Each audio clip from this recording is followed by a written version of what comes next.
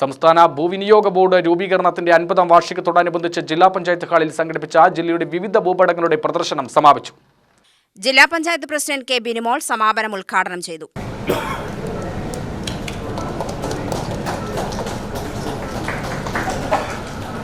ഭൂവിനിയോഗ ബോർഡിന്റെ നാളിതുവരെയുള്ള പ്രവർത്തനങ്ങളും വികസന പദ്ധതികളും വലിയ സംഭാവനകൾ നൽകിയിട്ടുണ്ടെന്ന് അവർ പറഞ്ഞു.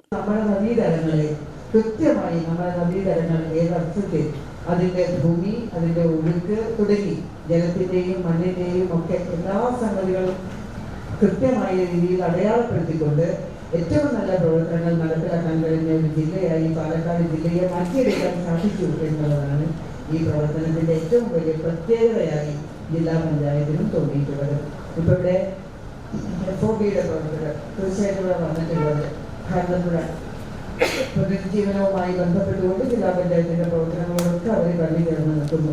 തീർച്ചയായിട്ടും ഇന്ന് അവർ വന്ന് കണ്ടപ്പോൾ അറിയായിരുന്നു എത്ര കാര്യങ്ങളാണ്. ഒരു കൃത്യമായ അടിസ്ഥാനം നമുക്കുണ്ട്. പാലക്കാട് ജില്ലക്കകത്ത് നമ്മൾ എന്ത് പ്രവർത്തനങ്ങൾ എവിടെ നിന്ന് ആരംഭിക്കണമെന്ന് ചോദിച്ചാൽ അതിന് കൃത്യമായ രേഖ നമ്മുടെ കയ്യിലുണ്ട്.